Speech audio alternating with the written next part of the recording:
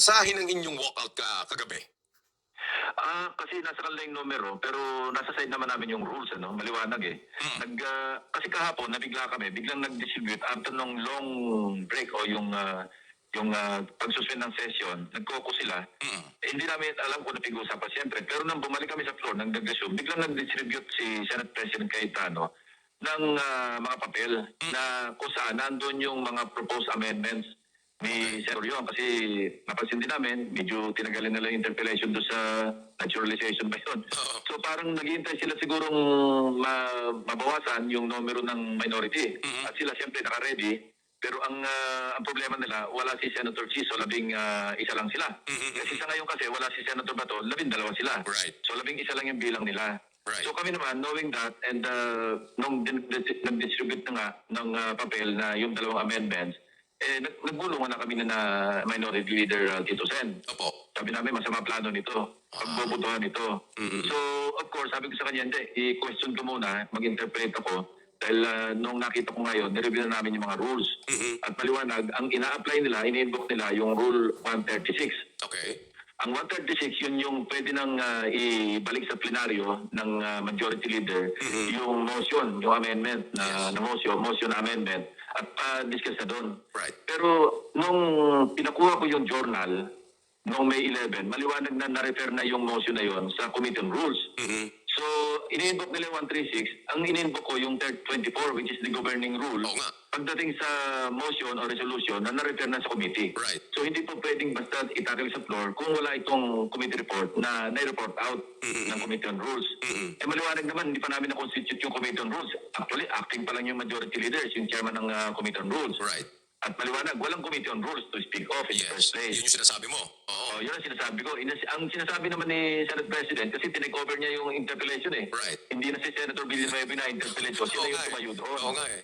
So, at siya tatawag ng mag-divide. Kaya wala siyang bukang bibig kahapon o kagabi, kundi divide the house, divide the house. Right. Kasi iniisip niya, may quorum kasi nando naman kami. Yes. So, naisipan namin, anong gagawin natin pagka pinilit yung divide the house? So, nagbulungan na kami. Walk out tayo, pero kailangan mag-iwan tayo ng isang member. Yun. Si minority leader yon kasi kailangan may magko-question ng quorum. Yes. At mag-move to adjourn. Kasi kung walang maiwanang minority doon, sila na lang walang magko-question ng quorum. Since ang quorum, noong nag-roll call, andun kami, yun ang bilang ng quorum. Yes. Unless, kaya kami umalis, ko-questionin yung quorum at the same time, kasi kung walang quorum, pwedeng mag-move to adjourn. Yeah. Yan ang nasa rules din namin. Senator Ping, So, sabi ko nga, nasa kanila numero, nasa amin yung rules. sa inyong rules, tama. So sa madaling sabi, Senator Ping, yung walkout ninyo kagabi, doon nyo na lang ito napag-usapan. Doon na nasa Yes. plenary hall na kayo. Let's say, parang spontaneous na yun eh. Ayun. Parang doon na lang kami nagbulungan. Kailangan umalis tayo rito para madaling pwedeng i-question yung quorum. Oo, Diyos ko. Kaya lahat kami, except Tito Sen, umalis doon sa Senate floor. Oo. Kasi kanina, well, may kausap nga din akong analyst. I don't know if you have heard some perceptions like this, no? Na sana daw nga hindi nangyari ang walkout. Oo, kasi parang dinebate ninyo, kumbaga Yung rules. yung rules, nakipag-engage kayo doon kasi klaro din daw yung sinasabi naman na hindi pa naman yung specifics nung motion yung pinag-uusapan, but kung Yes. magkakaroon ng rules, anong reaction nyo doon? Tama yun. Wala pa kami doon sa punto na pag-uusapan namin yung merit ng motion. Oo. Wala pa kami doon eh. Oo. Kasi pinag-uusapan pa lang namin, sumusunod ba sa rules natin, yung itatakil natin yung motion Yes. na hindi naman nire-report out ng Committee on Rules. Right. Nandun pa lang kami. Right. Ayaw nga namin umabot doon sa pag-uusapan namin yung merito noong dalawang amendments na pinopropose. Pag umabot kami doon, tatalunan kami sa numero. So ako, kinu-question ko muna, teka muna, meron tayong rules na kailangan dumaan to sa komite. Wala pa yung komite. Ganon. Oo nga. Kasi nga, parang, well, ako din, I have to be honest, yun ang feeling ko, no? Yung demeanor kako ni Senate President Cayetano. Kasi parang, if there is an objection, di ba ang rule natin, magbotohan tayo. Paulit-ulit siya doon eh. Paulit Puro siya divide the house eh. Right, okay. So, Alam mo, Ricky, pagka nagpe-fail yung argument mo, gusto mo tapusin yung debate kasi Yes. wala kang laban sa debate kasi wala ka namang rule to stand on. right. Kasi alam niya talo siya sa debate kaya sabi niya kung nag-object, divide natin yung house. Right. Pero teka muna. Oo. Nagdi-debate pa tayo eh. Oo. Bakit ipapag-divide mo yung house? So ini-invoke niya lagi, may objection, nag-disagree siya, mag-divide niya ng house. Kung tama yung sinabi ni Senator Kiko. Curtailment talaga yun. Hindi mo na kami papayagan na i-discuss ito sa floor. Masabotohan na lang tayo. Ako naman, ang ini-invoke ko, papaliwala na ba natin itong rules? Kasi dalawang bagay yan, Ricky. Kung walang action na ginawa ang plenaryo nung Lunes at hindi ito na-repair sa Committee on Rules, pwede talaga i-take up sa plenary yun. Wala pa jurisdiction yung Committee on Rules kasi walang referral. Ang problema nga, dahil nung nireview ko yung journal, at inamin naman ito sa floor kasi tinanong ko ano yung status ng motion. Sabi ni Senator Villanueva, yes, it was referred to the Committee on Rules.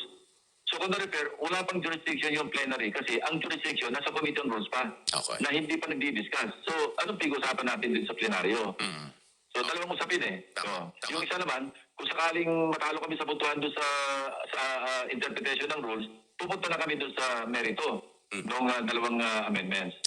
Okay. Senator Ping, ganito, no? So, pangalawa na ito, well, nakita naman natin kung ano nangyari, leadership change, anong mas malaking nakikita ninyong plano given this movement from the majority? Well, to control, through numbers, sheer numbers, wag na yung diskusyon, wala na yung pag-usapan natin kung ano yung nararapat. Basta yung superiority saka yung tyranny of numbers, yun ang gusto nilang pairalin. And then in relation to impeachment trial, ano nakikita ninyo? Pwedeng tumawid doon. Na kung saan, maski kung maipapasa itong amendment na ito, proposed amendments, maski yung nagtatago, pwedeng bumoto. Maski yung nakakulong, pwedeng bumoto. So effectively, hindi mababawasan yung numero nila. So tatalunin kami ng tatalunin kasi alam mo, maski sa impeachment trial, although merong rules on impeachment, nag-a-apply pa rin yung rules of the Senate. Pwedeng i-apply, interpret na nag-a-apply pa rin yun. Parang yung rules of court, suppletory, hindi ba?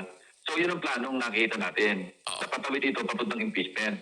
Para nang sa ganon, bawat mga motion, halimbawa ng prosecution o kaya ng defense, sila yung mamamayagpag, sila yung masusunod kasi nasa kanila yung tyranny of numbers kasi nga, kung tutusin, 13 sila. Opo. At Senator Ping, masyado bang... Kahit na physically, wala sila 13 kasi hindi naman natin pinapanalangin o hindi natin inuhop na makulong yung ibang kasama namin. Opo. Pero let's face reality, posibleng mangyari yun. Dahil nagpahayag na nga si Ombudsman na Boying Remulla na kahapon pinirmahan niya na yung information laban kay Senator Estrada at sa Huwebes bukas, i-refer na nila o ipapile na nila sa Sandigan Bayan yung information. Alam naman natin kung ano na mangyayari once na nasa Sandigan Bayan na. Right. And in 2 weeks time, sabi rin niya, baka maipile na rin yung kay Senator Joel Villanueva. Right. Pagkatapos may kaso pa si Senator Marcoleta na non-bailable din. Tama. Plunder. So pag nabawasan sila ng halimbawa 3 bago kami bumalik, hypothetical ito bago kami bumalik sa July 26, o kaya pag nagsimula na yung impeachment trial on July 6, at tapos sa bilang, kailangan gusto nila mabilang pa rin maski nasa loob ng kulungan at nagtatago yung 4. Oo nga eh. Klaro naman. And given that, Senator Ping, masyado bang premature, unfair pang sabihin na these actions are leading towards protecting the Vice President's impeachment na mauuwi din naman sa voting towards the end? I don't want to speculate on that. Kasi ako mismo, sasabihin ko sa totoo, Ricky, hindi pa ako decided kung magko-convict o mag-acquit. Yun. And I can speak for myself. At yan din ang usapan namin pag nagko-caucus kaming minority. Hindi ibig sabihin na nasa minority kami, sigurado kami magko-convict. Yun. Kasi kung maliwanag na ang ebidensya kapos, ano na nangyarap namin sa publiko Right. na nag-convict kami, maliwanag naman kapos yung ebidensya. Right. Pero sa isang banda, kung napakalinaw naman na napakalas na ebidensya, wala din kaming mukhang iharap sa taong bayan kung mag-acquit kami, hindi ba? It works both ways. So huwag nating i-divide agad yung issue na ang motibo, hindi ko alam sila, pero kami, pag nag-uusap kami sa caucus, nagkakaisa-isa kami na tingin tayo sa ebidensya. Right. Hindi ito automatic na mag-convict tayo just because hindi tayo identified doon sa mga sinasabi na nating kaalyado ni Vice President Sara.